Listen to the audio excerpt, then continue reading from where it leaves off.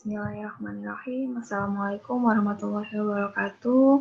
Selamat pagi untuk mahasiswa baru program studi teknologi pangan tahun angkatan 2020. Selamat datang dan selamat bergabung di mata kuliah Kimia Dasar bersama saya, Bunia. Nanti untuk mata kuliah ini saya akan bersama dengan Bu Winda untuk mengampu mata kuliah ini. Tetapi untuk Bu Winda nanti pelaksanaannya akan dilakukan bersama ketika setelah dilakukan ujian tengah semester, seperti itu.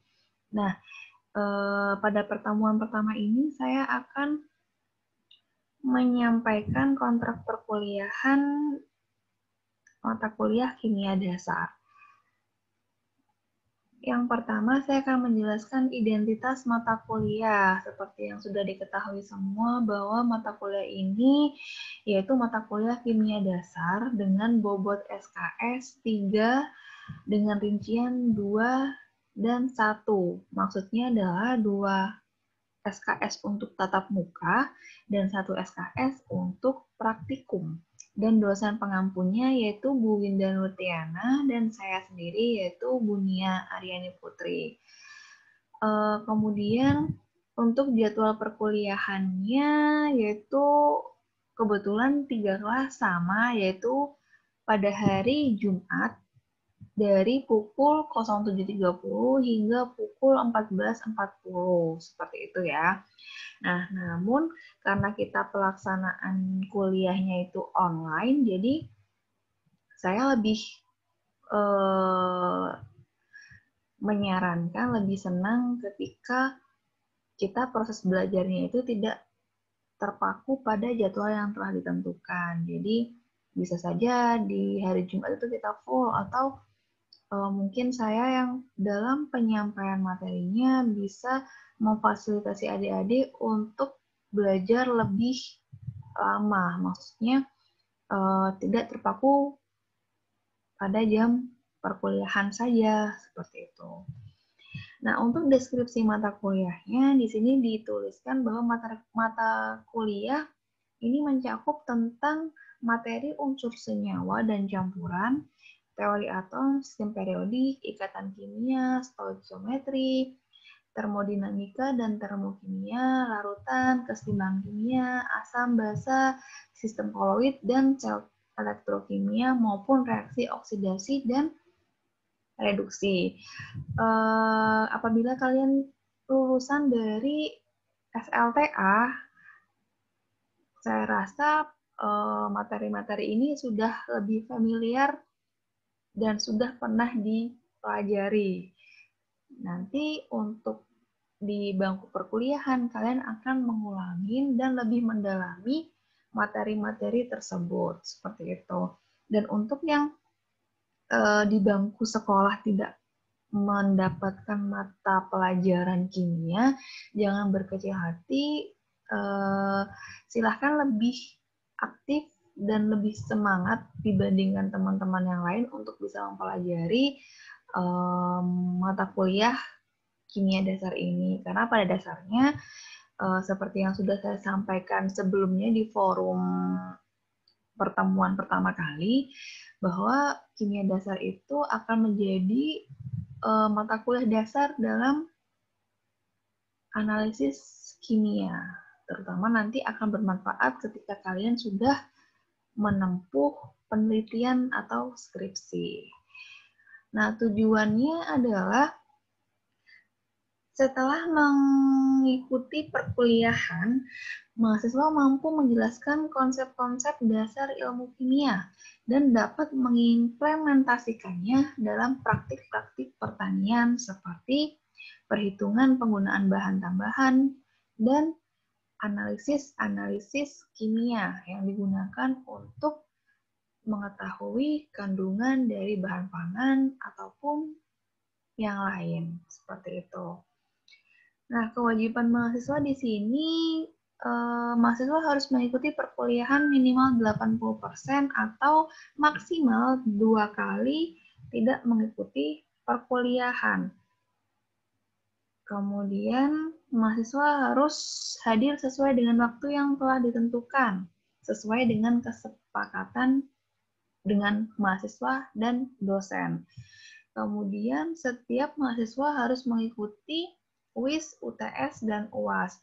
Untuk bentuk kuis, UTS, dan UAS akan bergantung pada masing-masing dosen pengampu. Jadi bisa jadi kuis itu tidak dilaksanakan dalam bentuk mengerjakan soal, bisa juga dalam bentuk tugas, penyusunan laporan, tanya jawab, ataupun yang lain seperti itu.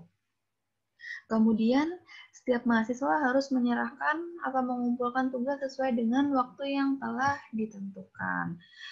Nah, di sini setelah kita membicarakan hak, setelah kita membicarakan kewajiban, maka saya akan menyampaikan hak mahasiswa.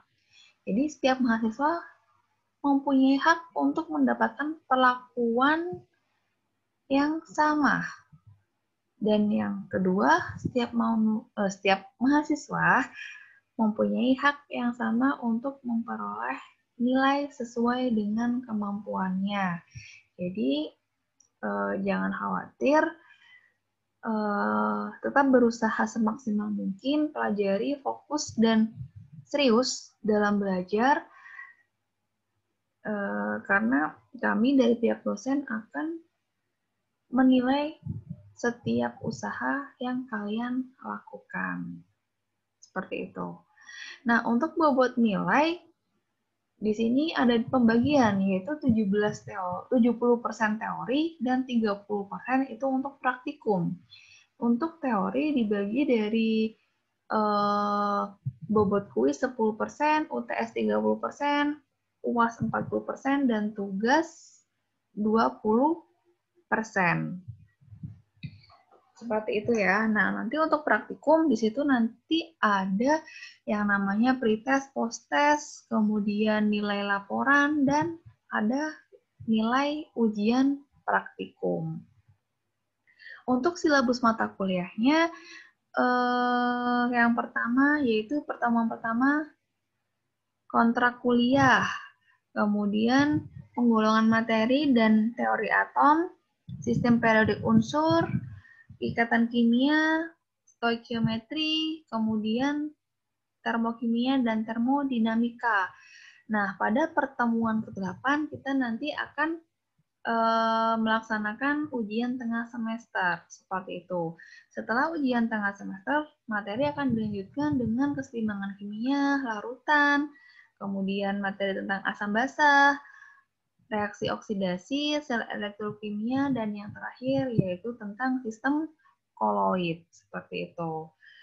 Nah, untuk bentuk perkuliahannya, seperti yang sudah saya sampaikan sebelumnya, adik-adik wajib mengisi daftar hadir atau presensi di SPADA.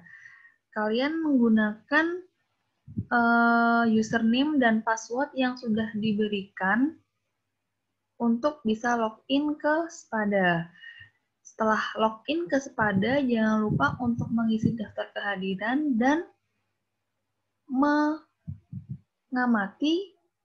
bentuk perkuliahan pada minggu tersebut seperti apa.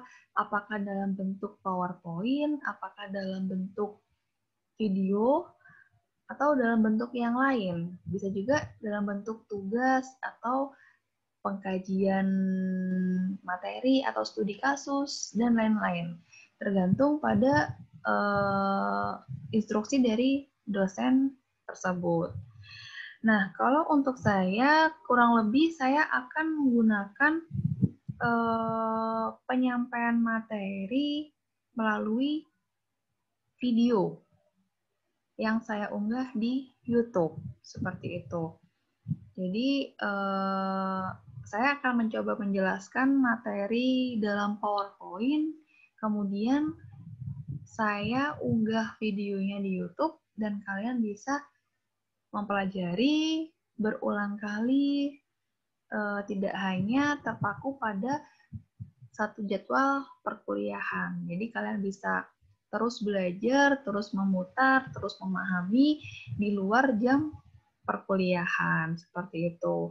Nanti ketika kalian ada yang ingin ditanyakan, silahkan kalian menulis di kolom komentar YouTube tersebut.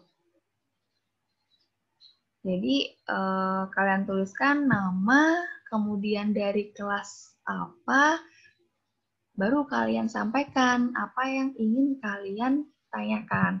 Nanti untuk responnya saya akan langsung membalas pada kolom komentar tersebut karena pengalaman dari waktu sebelumnya saya buka forum diskusi di Spada karena terlalu banyaknya atau terlalu crowded Spada itu yang mengakses, maka saya kesulitan dan mahasiswa juga kesulitan untuk mengakses Spada tersebut sehingga saya memilih untuk merespon di video yang sudah saya unggah itu tadi, seperti itu ya.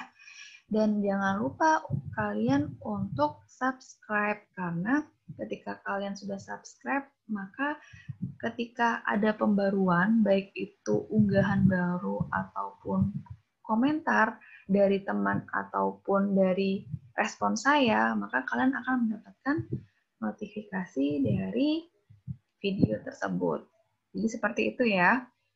Jika ada yang ingin ditanyakan secara mendetail atau teknisnya seperti apa, kalian bisa menghubungi saya atau bisa juga diwakilkan bertanya melalui PJ masing-masing kelas. Seperti itu ya. Jadi, video ini mendukung pertemuan yang sudah kita lakukan di minggu kemarin. Seperti itu ya. Saya rasa cukup sekian yang dapat saya sampaikan. Terima kasih atas perhatiannya. Bertemu lagi di pertemuan selanjutnya di materi pertama. Oke, terima kasih. Wassalamualaikum warahmatullahi wabarakatuh.